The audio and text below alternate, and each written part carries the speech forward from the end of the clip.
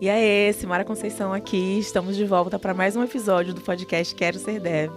E hoje eu tenho convidadas super especiais, queridas, amadas, Amanda Graciano, Dani Monteiro, e a gente vai falar sobre IA e inovação. Bem-vindas! Obrigada, gente, que delícia. A gente já estava aqui um tempão conversando, foi uma delícia. E preciso dizer que eu conheci Simara numa gravação de podcast. Há anos atrás. Sim, 2019. Muitos anos atrás. Olha só. Estamos agora retomando o podcast dela, o que é maravilhoso. Coincidências boas do universo. Gente, que ótimo estar aqui com vocês. Ai, gente, obrigada por terem topado, eu tô muito feliz. Vocês são uma das pessoas mais interessantes que eu conheço na minha vida, então vai ser um papo interessantíssimo também. A gente já estava aqui trocando altas ideias. Vamos começar bem didáticas?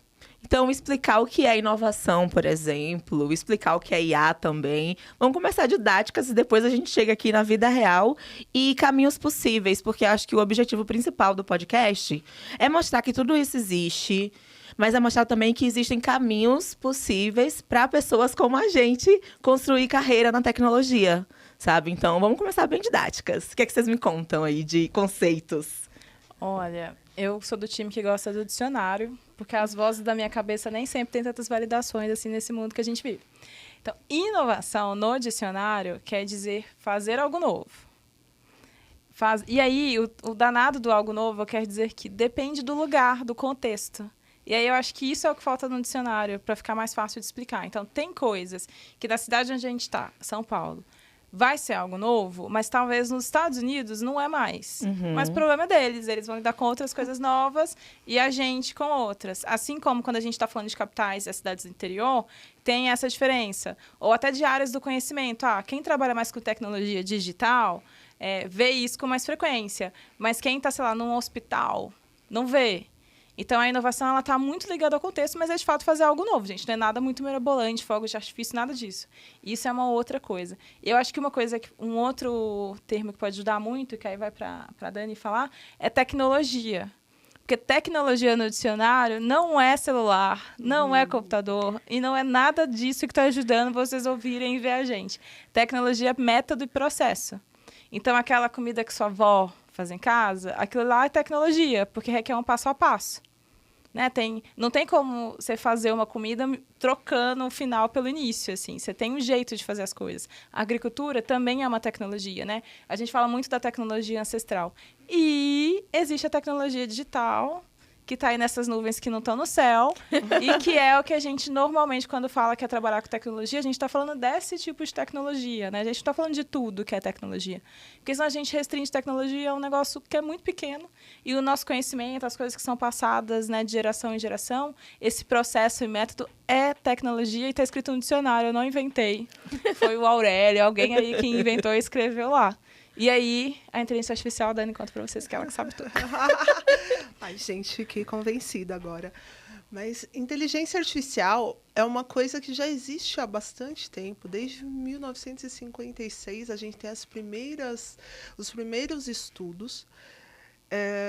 Eu sempre penso em inteligência artificial. Eu comprei agora um cachorrinho robô, porque eu estava explicando o que era inteligência artificial e a gente tem a ideia de que aquele cachorrinho, aquele robô vai substituir a Juju ou o Charlie, porque ele vai aprender tudo e vai me morder igual a Juju faz.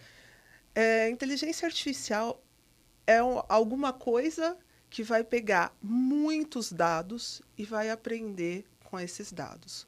Quando ela aprende, quando ela sabe que decisões tomar baseada nesses dados, ela começa a fazer previsões, ela começa a trazer respostas, ela começa a criar imagens, vídeos, áudios, enfim. Não é essa ideia de que a inteligência artificial, robô, substitui todo mundo. Calma, nós ainda estamos em um outro momento onde já temos muitos dados, já temos muitos serviços para alugar a infraestrutura, para poder crescer o volume de dados. E quanto mais dados, mais a IA aprende. E o que é esse negócio, né, que está aqui no meio, falar a IA aprende? é um modelo. Um modelo é um tipo de algoritmo que sabe o que fazer com os dados. Só que uma das coisas que eu acho maravilhosas assim da inteligência artificial é que eu não programo esse modelo, por exemplo, lave esse copo, pegue essa latinha, pegue esta jarra. Não. Ele aprende o que ele tem que fazer com os dados. Então, eu não preciso dar instruções diretas para que o modelo faça alguma coisa. Legal que a inteligência artificial agora ela está aí, meio que na imaginação das pessoas, gerando ódio em muitas. Mas inteligência artificial ela não é a grande inovação, porque ela não é nova. A grande inovação vem de como nós vamos usar a inteligência artificial. Então, acho que é um momento bacana da humanidade, mas também assustador, tá, gente? De uma frase que Dani trouxe. Inteligência artificial não é inovação. Inovação é o que a gente faz com essa ferramenta. Eu queria falar de uma linha do tempo. Como a inteligência artificial foi sendo usada para ser inovação. A inteligência artificial ela vem mais ou menos em 1956. São os primeiros estudos que vêm da academia. Ela até traz aquela empolgação, mas é uma coisa que a Amanda acabou de falar. Não tinham máquinas, não tinha uma quantidade grande de dados, era uma pesquisa dentro da academia, se mal tinha energia elétrica. Como que a gente vai falar de colocar essas máquinas em uso em empresas que mal existiam? Você não tinha os computadores pessoais ainda, Não. né? Depois do advento assim, da inteligência artificial, a gente começa a ter os primeiros estudos de machine learning. Machine learning quer dizer que a máquina vai aprender. E o que quer dizer que a máquina aprendeu alguma coisa? Quer dizer que ela pega uma grande quantidade de dados, verifica quais são os padrões dentro desses dados e, com base nesses padrões, ela consegue tomar uma decisão, até fazer algumas previsões. Mas aí, de novo, o momento das máquinas, o momento dos estudos da academia, o incentivo à pesquisa, que não é um problema só no Brasil. Aconteceu também fora. A gente tem aí um gelo na inteligência artificial, e mais ou menos, se eu não me engano, em 2007 já, a gente já vem com o Deep Learning. O que o Deep Learning vai fazer?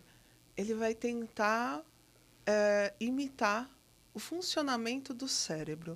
A partir daí, o ser humano começa a ser uma fonte real de inspiração. Porque até esse momento, a ideia era muito... como que eu faço a máquina ser melhor que o ser humano? Como que eu faço a máquina fazer coisas mais rápido que o ser humano? Agora eu falo, calma. Vamos ver o que o ser humano tem de legal? Como que o ser humano consegue processar tanta informação? E a gente não processa quase nada perto da capacidade que nós temos. O Deep Learning, a ideia eu vou pegar a informação, vou passar por camadas, e essas camadas são programas, gente, não tem nada de neurônio. São vários programas onde eu vou passando a informação por camadas que estão imitando, sim, o funcionamento dos nossos neurônios.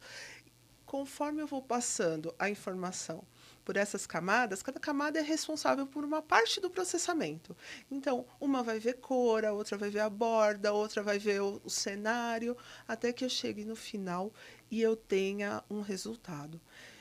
O Deep Learning, novamente, peguei uma quantidade enorme de dados e identifiquei padrões, por isso que ele está dentro do Machine Learning. E agora já era 2007, ou seja, já tem muito mais infraestrutura, né? Exato. Muito mais capacidade de processamento, tem né? mais capacidade de processamento, a gente já tem... a geração de dados é muito maior. Eu sempre lembro, quando eu comecei a trabalhar lá em 1600 a.C., que os sistemas eram Quando cliente estava lá servidor. naquele primeiro projeto de inteligência artificial, Nossa, você estava assistindo? Gente, inteligência artificial para mim era Super Vic. Eu queria uma Super Vic para não lavar louça. Quem não conhece a Super Vic, depois vocês vejam. A Super Vic é fofa. Os sistemas eram cliente-servidor, funcionavam dentro das empresas durante o horário comercial. E como eu ia fazer o modelo de dados, eu não armazenava qualquer dado. Por quê? Porque o repositório era caro.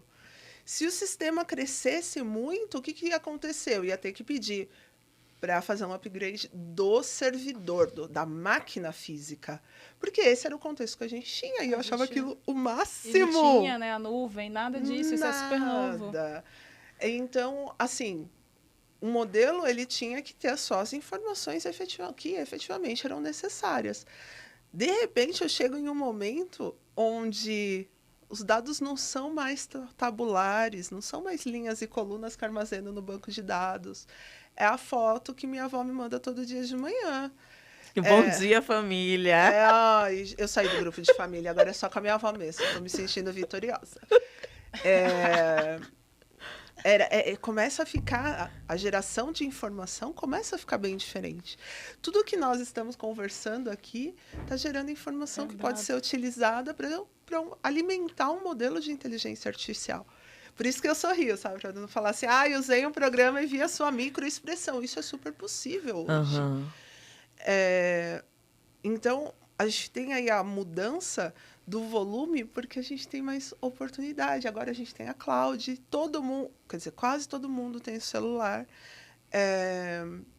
As pessoas antigamente ligavam do orelhão. Alguém já pegou fila no orelhão? Já. Tinha que combinar o horário. Eu lembro da época do cartão. Ai, você é novinha. Não, eu tenho 35. É que as coisas demoravam de chegar em Alagoinhas. Já é outro papo de acesso agora. Gente, eu colecionava os cartões. Os cartões, assim. né? Ai, tinha uns lindos. E tem gente ouvindo e nem sabe o que é que a gente tá falando. Vou deixar quieto. Cartão gente. de quê que elas estão falando?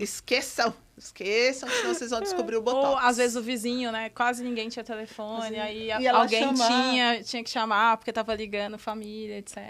Era super... O acesso a essa troca de informação era bem diferente. Então, com um volume menor, a IA, ela não é tão precisa.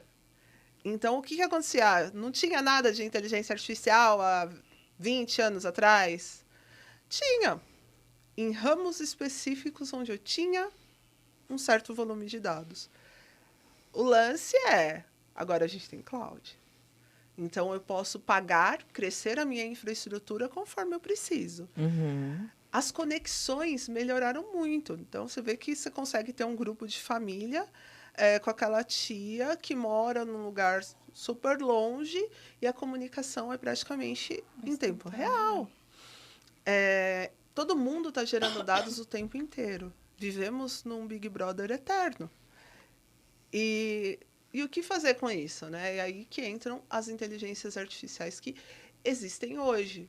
O machine learning se torna muito mais poderoso quando ele tem uma grande quantidade de dados, porque ele vai passando esses dados através das camadas, e aí surge o que chamam de inovação, e de novo, não é, que são as IA generativas, Sim.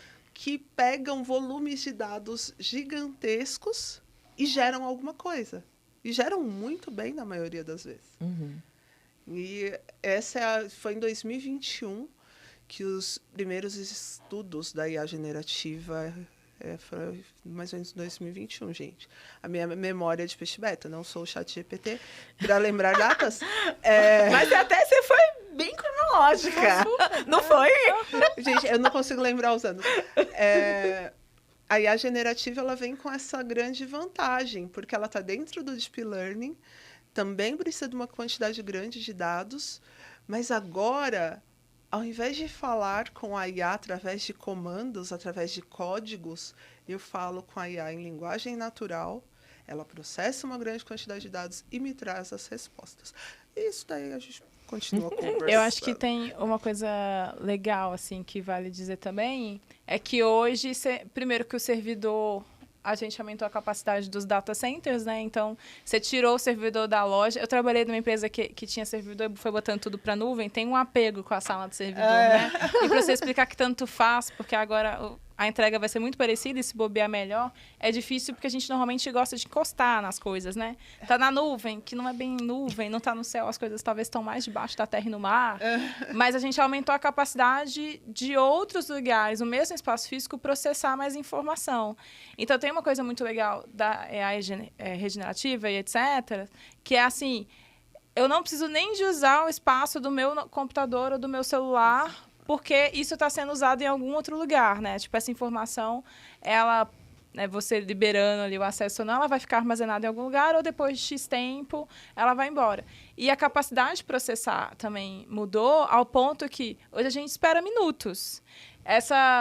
O modelo, né? Você deixava o modelo lá, ia viver o seu Natal e o Ano Novo, e depois você voltava. Nunca viveu um modelo processando durante o final de semana, tempo. muito tempo. Então, a velocidade também talvez seja um ponto do que a impressiona e assusta por causa disso. E uma outra coisa que é muito importante falar. Aquela aula de estatística que você fugiu, é isso que está acontecendo. O modelo que a Dani está falando é uma grande equação matemática, vamos dizer assim. E aí, a chance de dar mais certo ou dar errado, isso é estatística. Aquelas aulas que a gente fugiu, que a gente achou que nunca ia usar na vida, que não ia fazer diferença nenhuma, olha aí, ó, a estatística agora, jogando na nossa cara que ela faz diferença. Ela bate todo dia. Esses dias... Ela bate todo dia. Não, gente, outro dia eu falei assim, quer ver que legal? Eu coloquei alguma coisa no chat GPT. Diga quem sou eu. Olha a pergunta de gente louca. E ele trouxe vários elogios que eu já estava me convencendo. Quer dizer, eu estava apaixonada. Tipo, fala isso mais vezes. Ela, cara... e aí minha mãe passou e falou assim, nossa, como ele é sentimental. Eu falei, não, ele é um vetor, que combina palavras muito bem. E a gente tem que sempre estar tomando esse cuidado, né? O chat GPT é ruim? Opa! O modelo, a estatística, a junção. E a gente tem essa mania de não saber pedir, né? Eu falo que eu não consigo pedir nada para o Papai Noel. Agora, para o chat GPT é ali, ó. Você tem que saber direitinho o que você vai pedir para não falar que o modelo tá ruim. E falando de carreira, assim, né? Quais oportunidades que vocês conseguem visualizar para esse momento que a gente está vivendo e trazendo também essa reflexão que a Amanda trouxe, né? Do que é inovação desde o dicionário. Por quê?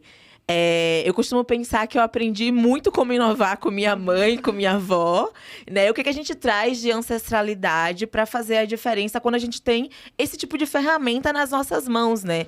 Então, como que é esse caminho para a gente chegar nessas carreiras? Vocês podem falar um pouquinho? Eu tendo a achar que a gente tem, tipo, todos. Até porque agora o que está entrando em xeque é que todo o que era o mercado tradicional, daqui a algum tempo ele não vai existir. Então, não é que a gente vai ser substituído por... O pessoal fala, né? Vai ser substituído porque quem sabe usar a inteligência artificial. Médio também, mas assim, existem muitas oportunidades, mercados para serem criados. A gente pode ver... Agora, muita gente trabalha com rede social. Putz, mas aquela coisa que você fazia uma vez na semana, agora você pode fazer para 3, 4 clientes, você pode incrementar, você pode... A inteligência artificial traduz qualquer língua. Então, em vez de você buscar referência só numa pessoa do Brasil, você pode pegar em qualquer lugar desse planeta Terra, porque ela vai traduzir. Então, acho que aumenta muito o potencial, e principalmente quando eu olho para negócio... Se o comportamento das pessoas está mudando, porque aí não é máquina, né, gente? Se o comportamento das pessoas está mudando, a chance da gente poder criar qualquer outro mercado, ela é potencial a essa mudança de comportamento. Eu posso ser estilista, eu posso pedir uma AI para desenhar roupa e depois eu posso mandar, sei lá, alguém que imprime 3D e fazer a roupa. Assim, isso é capaz, é possível existir. Ou eu mando nesses sites que já tem ali a logo, o desenho, e eu já posso fazer, e tá aí, ó, Amanda com a grife da Amanda. Então, acho que as carreiras, elas não... Eu já não tratava a carreira nunca como linear, mas agora, assim, se alguém tinha alguma dúvida, dá pra fazer qualquer coisa. Inclusive, aprender mais sobre essas coisas que parecem ser tão complexas, a inteligência artificial pode ajudar muito, porque ela vai agregar as informações, né? Pedindo bem, sabendo perguntar bem, que às vezes a gente é péssimo de saber perguntar na vida, dá para saber muito sobre uma área específica, ou sobre um tipo de conhecimento específico, ou se eu sou desenvolvedora, por exemplo, até se meu código está certo ou não. Porque é um amontoado de informação, assim, você só não pedindo para a inteligência artificial sentir, etc., o resto ela vai responder, porque ela tem informação suficiente para responder isso com mais velocidade do que a gente. Não é melhor ou pior, eu só acho que ela vai responder um pouco mais rápido. E aí dá para a gente pensar em infinitas carreiras. A minha dica é sempre olhar aonde que o mercado... onde dói, sabe? Dores reais, né? O que o pessoal tá falando que é um problema? Ou o que é mais difícil de resolver? A gente tem falado agora tanto de ESG, porque a gente descobriu que o planeta pode acabar e a gente vai junto. E aí, como é que resolve? Como é que vive sem a gente desmatar tanto? Quantas áreas? Como é que é? Tudo isso a inteligência artificial sabe responder pra gente, que ela conhece o planeta melhor do que nós, assim. É só saber perguntar. E aí, as carreiras, a gente tá na mão, porque você falou, aprendi com a minha mãe, com a minha avó, etc. Gente, ela sequer imaginaram que a gente poderia estar fazendo o que a gente faz hoje, sabe? E o que a gente vai fazer nos próximos anos, porque com certeza a gente vai mudar e vai acabar criando outros espaços.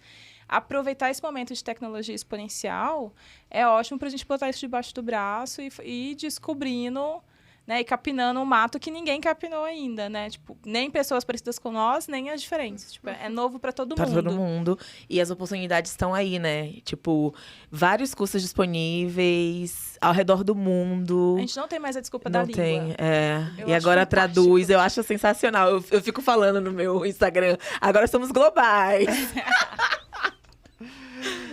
Olha, é interessante, né? Porque eu tenho uma tatuagem escrito que a tecnologia é ancestral. Uau. Justamente porque a humanidade, ela busca pela sua evolução, e isso é a tecnologia. É ir trazendo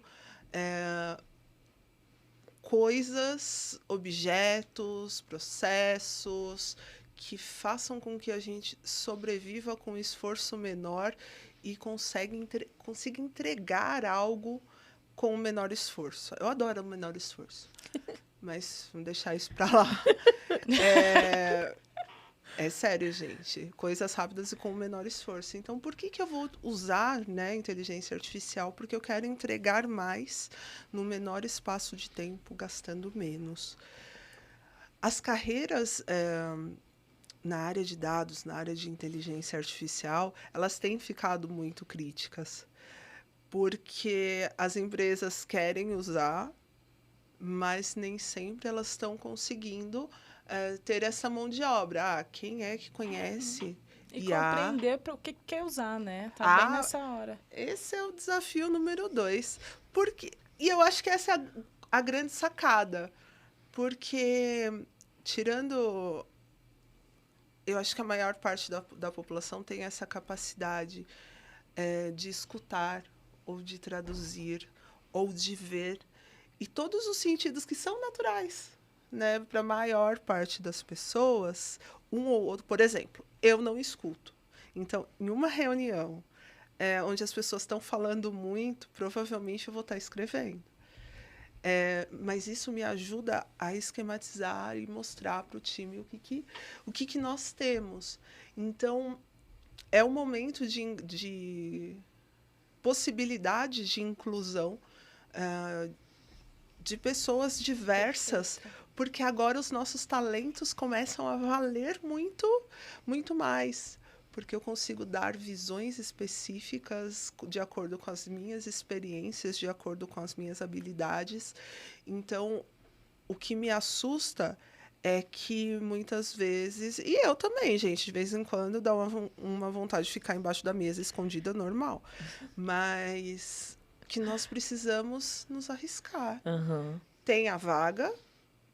não se preocupe quando o assunto é inteligência artificial, a não ser que você seja um acadêmico que já tenha vivido isso por muito tempo, ou você seja tipo tia Dani, que também já está uma carinha na curiosidade e depois trabalhando em projetos. É hora de você colocar ali e falar, não, eu vou tentar pelo menos, eu vou me inscrever, eu vou me candidatar, porque tem inúmeras possibilidades, desde o desenho do projeto até monitorar o projeto que está em produção ou dar sugestões novas. Por exemplo, eu conheci uma farmacêutica que estava querendo fazer a transição de carreira e eu perguntei, ela falou, eu quero ir para a área de dados. Eu falei, legal. Você já procurou emprego numa indústria farmacêutica? Ela, não, eu saí de uma indústria farmacêutica. Eu falei, mas... E o tanto de coisa que você pode agregar na área de dados da indústria farmacêutica, Sim. né? Então, ter consciência que todos nós temos essas habilidades que são extremamente valiosas, né? Seja para trabalhar com dados, seja para trabalhar com IA, seja para a área de negócios. É um momento que eu vejo ameaças, mas hoje eu estou super otimista, gente. Eu vejo oportunidades para todo mundo, porque a gente tem que tentar, né? E se você ficar com vergonha de tentar sozinho, gente, tem um monte de gente boa no LinkedIn, no Instagram, estamos aqui, tipo assim, para apoiar, para fazer com que as pessoas sigam em frente, conheçam, estejam, né, na área. E é muito de curiosidade também, né? Tem uma coisa que eu falo sempre, assim, que é... Em que momento a gente consegue sair desse lugar de só usar tecnologia para ser a pessoa que vai pensar, a pessoa que vai criar tecnologia? E aí eu fico perguntando para as pessoas que estão na área já de programação, por exemplo, que é a área que eu trabalho, se elas já integraram com algum modelo desses de IA generativa, por exemplo. Porque é uma API, sabe? São APIs, a gente está integrando com a API todos os dias. Então, vale muito a pena essa curiosidade para até tirar esse medo, né? Essa coisa que já ficou meio que mística, né? De que vamos ser substituídas e de que não, E o mundo vai gerar todos os códigos. Podia, mas ela aprende com o que existe. Se a gente parar de gerar informação, vai ser isso aí que a gente conhece também. Sim, e o que vocês veem, assim, de futuro? Aquela já querendo botar uma bola de cristal na mesa, assim. Eu acho ainda, porque não tenho certeza absoluta, né? Não fui lá e votei.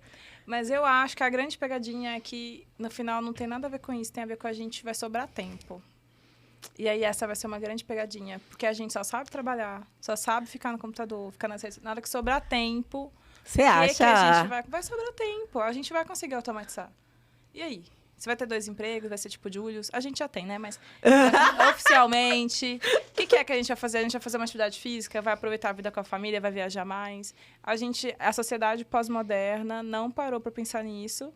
E esse dia eu estava conversando com um amigo que é um executivo fora, assim, e ele falou que a gente já saiu da área centrada no consumidor. Isso já não é uma grande verdade. E a gente está indo para life centricity, que é tipo centrado na vida. A gente não fala mais da pessoa só como cliente, a gente fala da pessoa como um ser no mundo. E esse ser no mundo que não vai trabalhar mais 8 horas. A gente tem uma será grande que na minha pegadinha. vez, pelo menos uma coisa boa? Vai acontecer, vai diminuir pelo menos 1 hora. É que tem que saber o que a gente vai fazer com essa 1 hora. Porque aí tem os riscos, né? Dá para aproveitar a vida. Eu sou sempre do time que quer aproveitar, tem sol, vão pra rua, a vida tá lá fora. Mas também você pode acarretar uma série de outros problemas que a gente já tem visto em menor ou maior grau de saúde, não só física e também mental, né? Então, isso eu acho que o fato da gente avançar muito tecnologicamente vai ser um dos grandes influenciadores para botar em xeque o jeito que a gente vive. A gente vai ter que mudar o jeito de viver. Dessas empresas que você... Eu amo. Dessas empresas que você anda vendo, assim, que estão nascendo, as startups, que são mais focadas, assim... em criar essas soluções para esses problemas, assim. Tem algum, assim, que você pensa que vai ajudar a gente a resolver esse problema do tempo, de ter mais tempo? Não, acho que ninguém tá pensando nisso. Bora pensar, gente! Acho que ninguém parou para perceber ainda que vai ganhar um sobrar dinheiro, tempo. tô precisando tanto ganhar um dinheiro, pensar como eu vou fazer com o meu tempo livre. Isso é louco. Foi E em você, xeque o jeito de Dani? viver. Porque, de IA, eu vejo muitas pessoas falando que o sonho é criar IA que é uma IA... Vou usar o termo geral, tá? Porque, como você falou, quando a IA nasceu, era muito específica, né? Para cada coisinha. Que ainda é um caminho a se percorrer, né? Mas o que você vê, assim, de futuro? Porque, assim, quando falam assim, vamos ser substituídas. Muita gente falava, daqui a pouquinho vamos ter os carros independentes, né? A gente só vê o caos que tem acontecido, né, nos testes. A gente tem, principalmente no Brasil, aliás, um passo antes. Essa ideia de ter uma IA generativa é quando a gente fala... Generativa não, uma IA mais geral, é quando a gente fala, por exemplo, do Foundation Model, no ChatGPT, onde eu tenho um modelo que é capaz de lidar com qualquer tipo de entrada de dados, ele processa essas entradas e, de acordo com a solicitação, ele consegue ter vários tipos de saída. Pode ser um áudio, pode ser um vídeo. Isso é legal. Mas isso não quer dizer que ele tenha a mesma capacidade para lidar, por exemplo, preciso de um modelo para lidar com dados médicos. Eu preciso alimentar esse modelo, treinar, testar com dados médicos para que ele entenda e me dê boas saídas. E por isso que a gente não tem um modelo perfeito Geral para perfeito. tudo. Não, porque teria que ter dados perfeitos de tudo. E aí E os entra dados são uma bagunça, né? a gente tem um problema seríssimo. Porque se os dados eles representam a nossa humanidade, e eu não tenho bases de dados que são representativas, e eu não tenho bases de dados com dados gerados por pessoas pretas, por pessoas LGBTQIA+, por pessoas deficientes, por pessoas de várias regiões. Se eu tenho grupos de extremistas gerando dados na internet, esses dados estão sendo consumidos pelo Foundation Model, por exemplo, se eu tenho dados de crianças, então quer dizer que eu tenho dados que não são confiáveis, dados que podem, quando eles são processados, o racismo, quando ele acontece, o racismo é um dos casos, na minha opinião, mais perigosos. Por quê? Porque o racismo ele existe e a gente vive ele todo dia, né, em diversas situações. E aí, quando eu falo, eu vou denunciar um racista, então eu estou tomando uma atitude para que outra pessoa. Então, você vê que a proporção, né, do que vai acontecendo, quando a gente não tem a exposição desses dados, a gente não coloca essas informações na internet, ela tem um impacto menor. Agora, quando o racismo está dentro dos meus dados, quando eu começo a dizer que uma pessoa preta e um macaco são iguais, porque a inteligência artificial processou esses dados, ou quando eu coloco uma mulher preta com uma arma, porque essa imagem foi gerada através de inteligência artificial, o racismo é potencializado. Sim. Então, eu tenho dados que são racistas, esses dados são processados e eles são exponenciais. E esse ponto é extremamente perigoso, porque a IA começa a colocar grupos subrepresentados, não gosto desse termo, mas alguns grupos sociais numa condição de vulnerabilidade que nós nunca vimos. Nós não sabemos como lidar com a imagem de uma mulher preta viralizando nas redes. Quer dizer, isso agora está marcado, associado a uma pessoa, e pode, daqui a 10 anos, voltar associado a outra pessoa, porque vai se espalhar. O futuro, quando eu falo de IA, ele precisa ser dos estudos da ética e do balanceamento das bases de dados. Então, legal, temos muitos dados, mas o que pode efetivamente ser utilizado e o que não pode?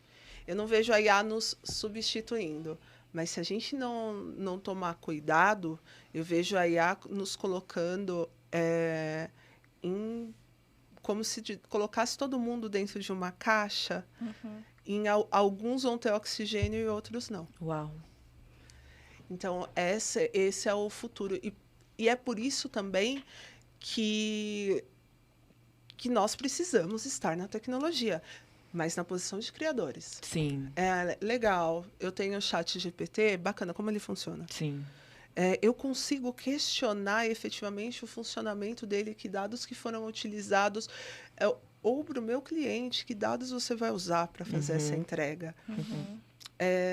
Quem essa entrega afeta? Mas eu estou falando com um banco que vai conceder empréstimo. Poxa, não vai me conceder um empréstimo porque eu sou preta. Então, eu tenho a questão de justiça, e justiça é lindo porque ela pode, de uma forma meio complicada, mas já temos alguns mecanismos para colocar em números, dizer, não está legal. Então, os times que vão trabalhar com inteligência artificial têm aí esse desafio de aumentar a qualidade dos dados, mas também de quantificar e justificar se os dados estão bons ou não. Não adianta falar assim, eu acho que esses dados não estão legais. Não, você não acha, você prova. Mecanismos para balancear essas bases. E precisamos estar lá, não como meros usuários, mas também, a gente pode estar em qualquer lugar do mundo com os tradutores. Vamos tentar, gente, vagas nos grandes players de tecnologia, nos grupos que estão discutindo, definindo as tecnologias de inteligência artificial, normalmente, eu sempre tive bons resultados, né? A pessoa mó curiosa. Uma vez eu precisava de uma métrica e perguntei para uma cientista que estava trabalhando com aquela métrica. Gente, ela foi tão fofa, eu queria colocar ela numa caixa. Eu fico tão feliz que alguém leu. Legal, legal. Então, não fiquem para trás nessa de, eu vou trabalhar na minha zona de conforto. Não, e a academia? Você já pensou em tentar o mestrado, o doutorado? Porque aí que tá, né? Vou pensar 10 anos à frente na academia. E essas empresas grandes fora do Brasil que estão criando coisas, você já pensou? Se candidata, se arrisca, porque a gente precisa também estar nessas posições de quem vai definir. Isso eu ia falar, assim, que eu acho que mais do que criar, porque a gente cria muita tecnologia, né? As pessoas negras, tá? E o próprio ChatGPT, quem treinou foram pessoas negras. Pois é. Só que normalmente não falam isso, né? Exato. Então dá a impressão de que a gente não está criando. Mas mais do que criar, tá no lugar de quem decide, assim. Porque tem muita coisa que é criada e não vai para o mercado. As pessoas não usam porque alguém decidiu que não, né? Ou essa forma não. Porque só ser quem está executando... A gente está executando muita coisa aí, gente. A gente criou esse país, construiu umas coisas, tudo famoso, né? Só que a gente não está decidindo sobre essas coisas. E aí, quando fala, por exemplo, de... Ontem, esses dias, tem vários dias, eu tenho ouvido a mesma coisa. Vamos usar a inteligência artificial para ajudar o judiciário. Maneiraço, incrível. O problema é que os dados têm muito viés. E aí eu morro de medo, porque vai dar uma sentença. Normalmente, essa sentença ela sempre vai penalizar, se eu for usar a história dos dados, penalizou mulheres e pessoas negras. Então, tá ótimo, não precisa. A gente já sabe qual que é o output, né? Então, tem que estar na tomada de decisão, assim. Putz, o que é que essa inteligência artificial vai ajudar a fazer mais rápido? É ler mesmo os processos? Porque eles são muito grandes, cheios de abobrinha, as pessoas falam difícil para falar um negócio simples. Beleza, então eu posso enxugar isso daqui, resumir as muitas páginas para o juiz. Mas será que eu posso mesmo deixar isso aqui tomar decisão? Posso se for coisa de trânsito, que é mais fácil de resolver. Sei lá, porque bateu, quebrou. Isso eu consigo decidir. Mas as outras coisas, elas carregam tanto viés de sentimento que não dá pra gente ficar delegando. A inteligência artificial, ela não se emociona, ela só é matemática, assim. Exato. É 1 e 0, né? E aí eu acho que é isso ainda que falta a gente entender. E tá do lado de quem decide, porque quem decide não sabe fazer, não. Quem decide só decide. Em todas as coisas no mundo, é assim. O cara, sei lá, de uma indústria... O cara da fazenda, que vai tirar o leite da vaca. Ele não tira o leite da vaca, não. Mas ele decide quantas compra, para quem vende, para onde que vai, quanto que custa, etc. Mas não é essa pessoa que vai lá sujar a mão para fazer esse processo. E aí, assim, qualquer indústria.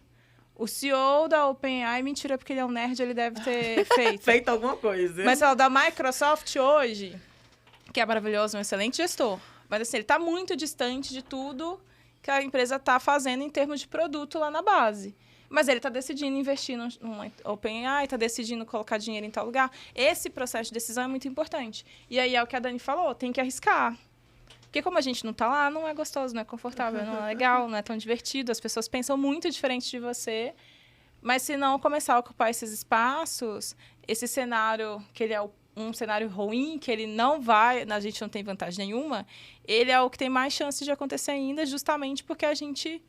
não está conseguindo ainda ir para o lado e falar assim, mas veja bem, nem para poder questionar, né? Porque decidir a decisão ela é muito colegiada, mas o questionar, e se esse é um bom dado, não é um bom dado, a gente tem que avançar um pouco na carreira para poder ter esse respeito e poder ser ouvido.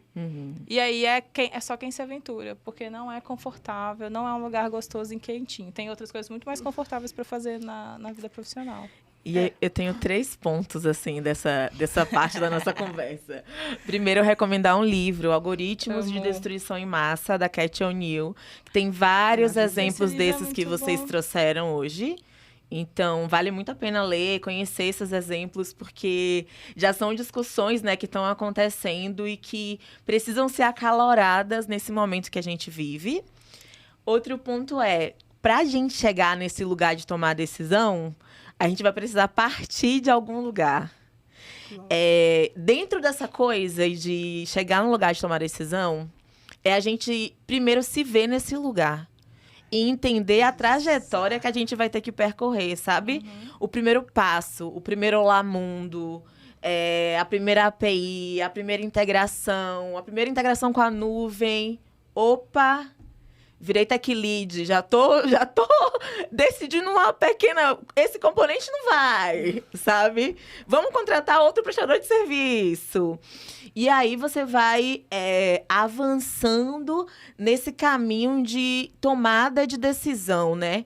Até chegar nessa ponta de dizer e entender, eu sou uma pessoa de um grupo diverso e estou aqui para criar e para tomar decisões, né, que podem transformar a realidade de várias pessoas, da empresa que eu trabalho, da comunidade que eu estou inserida, enfim. Mas é muito importante pensar que a gente precisa partir de algum lugar e começar a vislumbrar, voltar a sonhar. E eu acho que utilizar essas ferramentas que a gente tem hoje na mão podem dar um gás a mais, sabe? De coisas que a gente já falou, né? De possibilidade de estudar coisas que a gente nunca imaginou, sabe? Sei lá, tem um curso CS50 de Harvard de graça na internet. Então, a gente nunca imaginou poder estudar em Harvard, sabe? E fazer um curso desse que tá lá. Poder, sei lá, acessar as pesquisas da academia que a gente não imaginava ter acesso, sabe? Então, eu quero muito que vocês levem dessa conversa esses caminhos, sabe?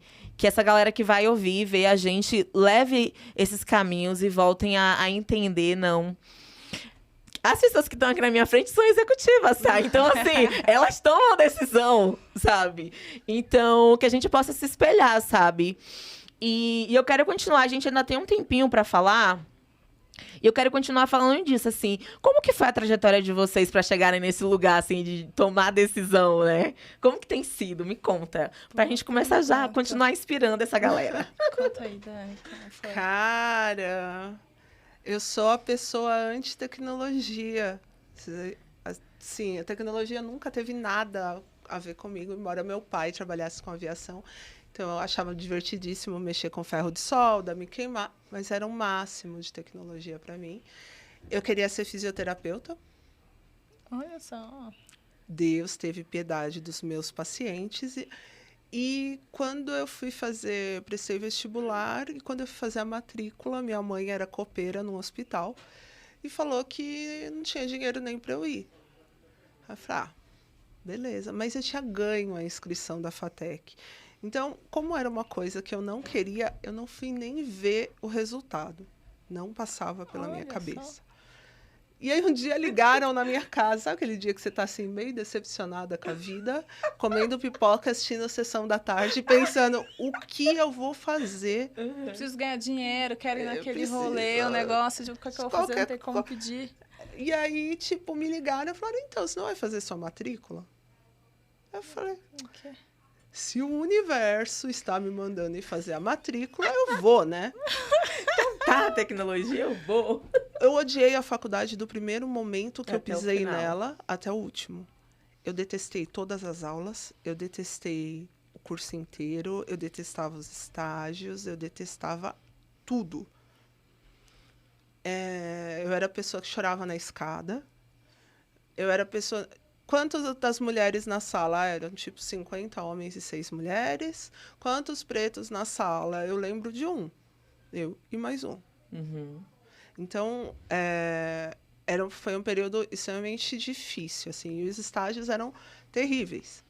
Só que tinha uma coisa, minha mãe era copeira num hospital.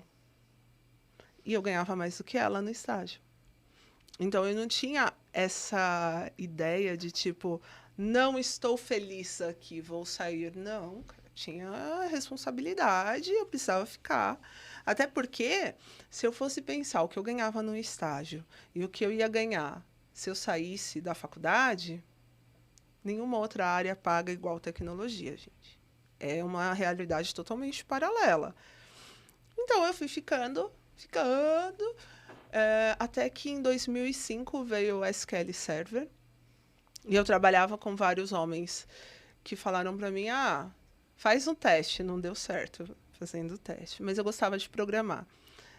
faz essa interface. Não deu certo. Também não tinha divisão de back e de front-end. Quem fazia alguma coisa tinha que fazer E tudo. não tinha essas ferramentas que agora tem, né? Que facilita a vida. E aí eu fui mexer com o banco. E aí eu tenho uma tatuagem com Select, um Find. É maravilhoso. Porque era a única coisa que eu achava que eu conseguia fazer direito e eu ajudava as outras pessoas. Porque normalmente era uma crítica atrás da outra. Ficou ruim, seu código é uma porcaria, você não sabe o que você está fazendo, o que mais? Eram coisas desse nível. E aí, quando eu comecei a mexer com o banco, era assim, tipo, uau, tudo isso faz sentido na minha cabeça. Foi o momento onde eu falei, talvez a tecnologia seja para mim. E aí, como tinha muito homem, era bem difícil a convivência. E ainda porque eu gostava muito da parte técnica, né? Eu decidi que eu ia estudar. Porque eu falei, quanto mais eu estudar, menos eu pergunto para eles. Quanto menos eu perguntar para eles, menos eles vão me atormentar. E eu comecei a tirar várias certificações. E até que um dia eu falei, cara, eu acho que eu achei o que eu gosto. Foi o dia que eu pensei, e se eu fosse fisioterapeuta? Eu falei, ai, Deus me livre. Cheguei nessa conclusão que não ia rolar. E aí eu fui para o mestrado, trabalhar com qualidade de dados. E minha professora era uma mulher fantástica. Então, o problema é que quando você entra na academia, fica a dica, gente. No mestrado, doutorado, você sai querendo mudar o mundo. E eu trabalhava numa empresa gigante, eu não consegui mudar o mundo. Então, por isso eu resolvi dar aula. Eu falei, cara, eu acho que a minha voz estava tão presa que eu falei, talvez eu tenha fora da empresa com quem falar. E aí que eu comecei com as palestras, com os cursos,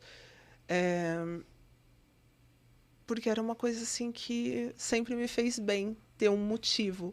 E o motivo, para mim, nunca era o CNPJ.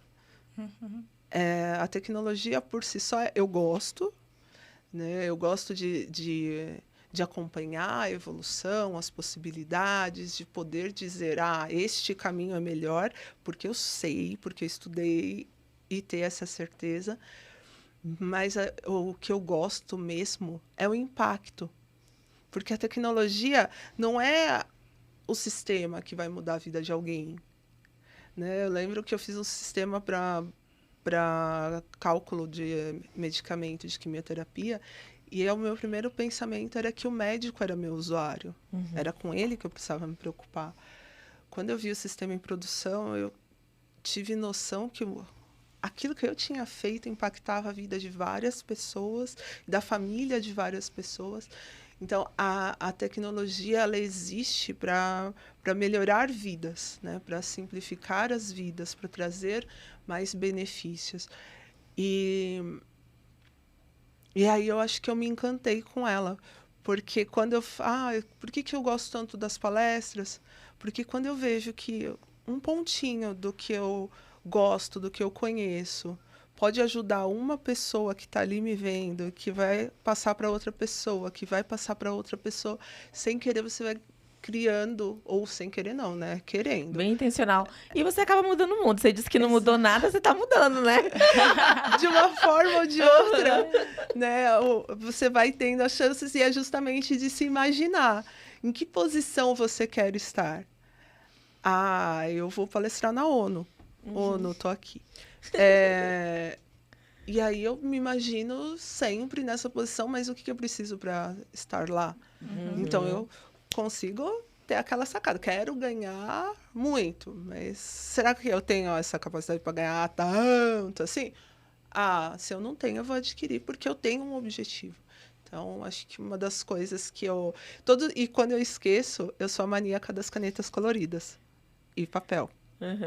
Então, todo dia de manhã eu escrevo uma frase de alguma coisa que eu quero.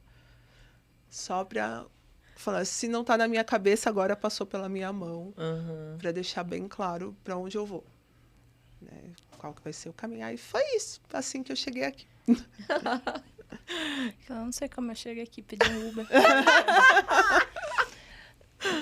Não, acho que teve algumas coisas. Eu já palestrei na ONU, a Dani tá aqui, ó. Ai, gente, ó. Maravilhoso. É um lugar bem interessante. E só um disclaimer, eu nunca imaginei pisar nos Estados Unidos, fui por causa da ONU, então eu acredito, hein? Nossa. Eu acho que vale a pena sonhar mesmo, porque é isso, né? Primeiro você pensa, depois se materializa. Se não passar pela cabeça, não faz. Isso. Né? Vai ficar fazendo sonho dos outros. Mas eu sou economista de formação, meus pais trabalham em hospitais, né? Minha mãe no Hospital Federal, meu pai no Hospital Municipal. A minha mãe é da área da saúde, é farmacêutica, mestre, doutora.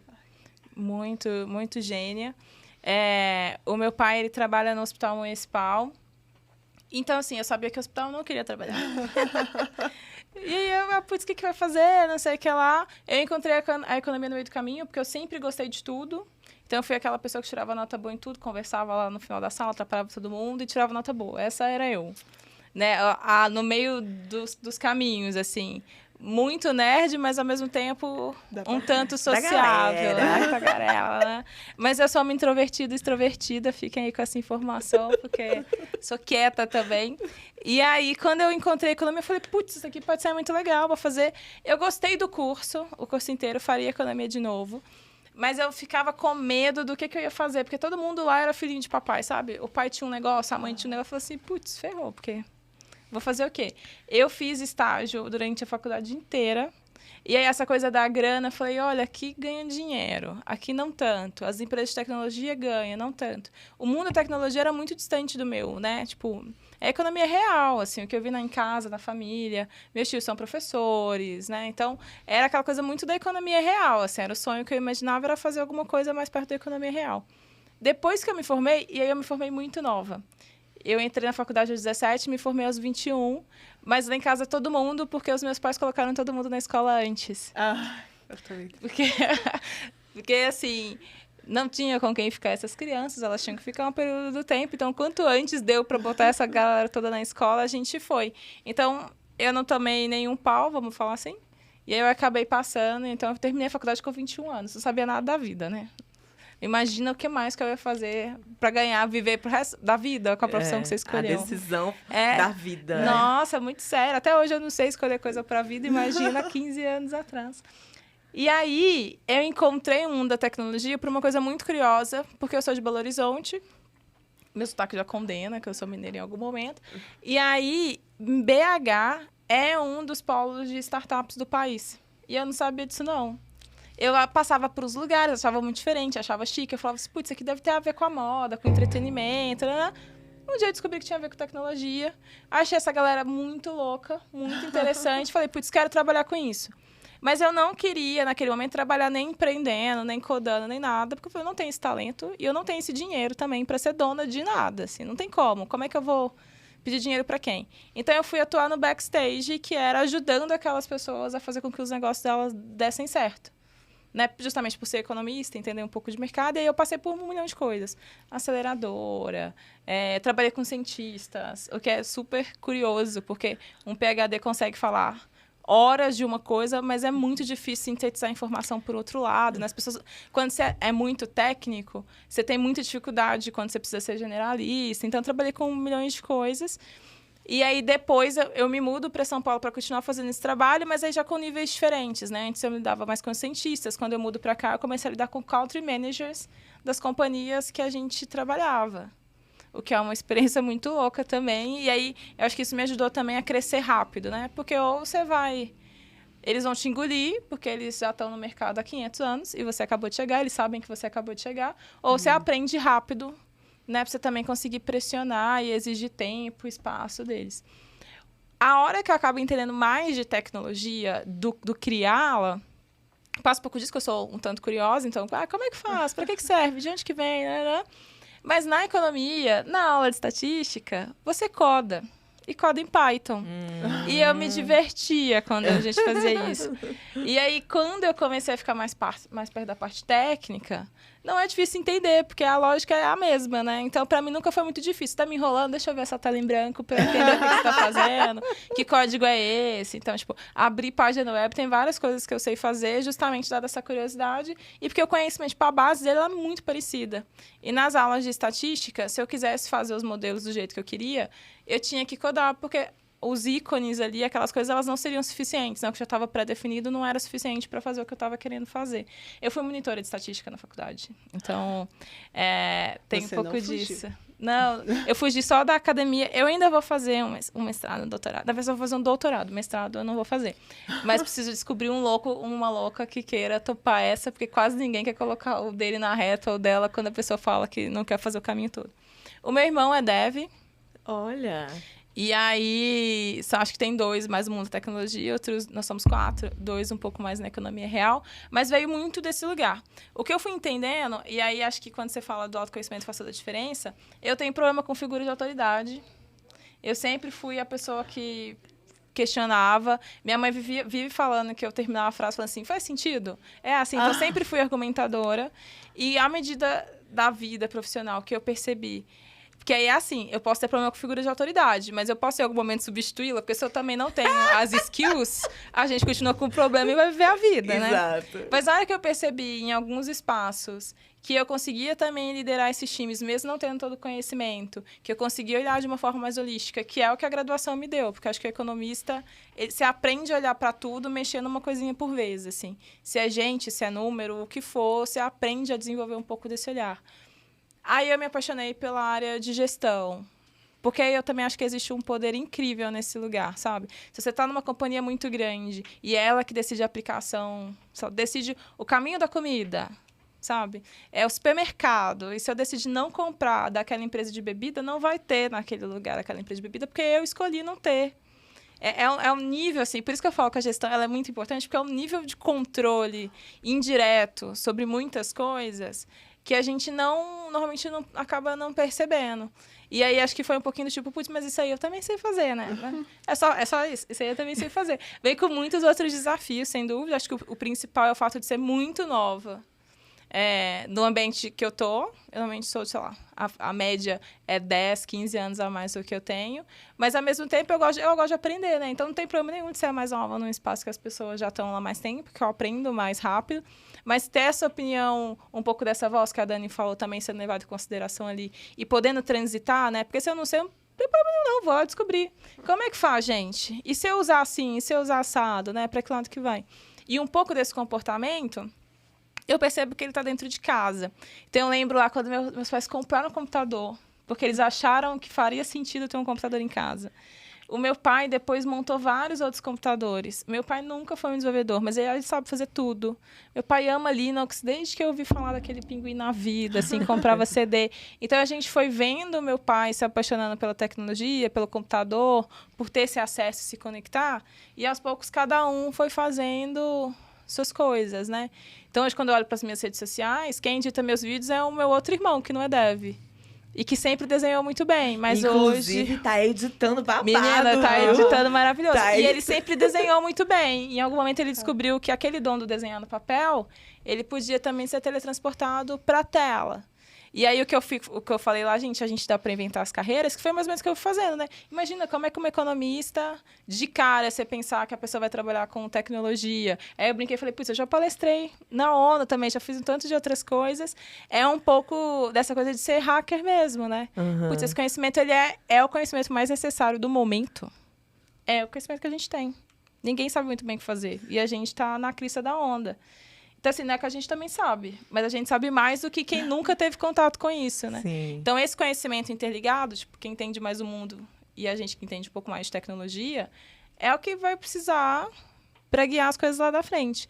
Mas eu brinco, assim, que eu não sei muito de carreira, que eu não sei, né? Estamos aqui.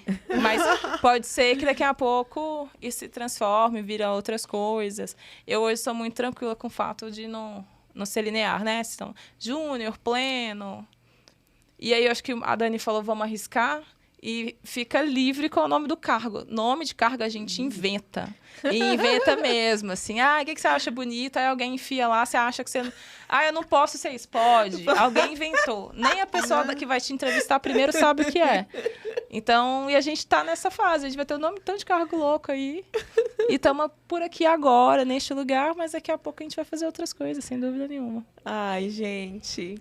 Chegamos até o final, já começaram a chegar aqui as pessoas. Chegamos ao final do nosso episódio e eu quero agradecer muito vocês terem topado. Foi um papo riquíssimo, assim, fortalecedor. E acho que tô olhando para esse lugar aí, viu? Não tem nome ainda que eu quero. Isso, você vai inventar o nome. Vamos inventar esse nome. Obrigada de verdade, gente. Ai, gente, foi um prazer. Amei esse papo. Obrigada pelo convite. Ai, gente, estar aqui com vocês é ótimo. Me dá um... Sabe aquela história, assim, tipo, quando você tem... Tem muito em desenho. O bichinho tá, assim, totalmente sem energia e, de repente... E é uma coisa que eu queria dizer para todo mundo que está assistindo. A cada episódio, tomem isso como aquele up de energia para vocês direcionarem os próximos passos. Não acha que tá longe do que você quer. Não, tá na hora só de você começar a ir atrás. E bora, gente. Vai dar muito tempo. A gente vai viver muito tempo também. Bora que vamos. Obrigada, gente. Obrigada. Tirar uma foto.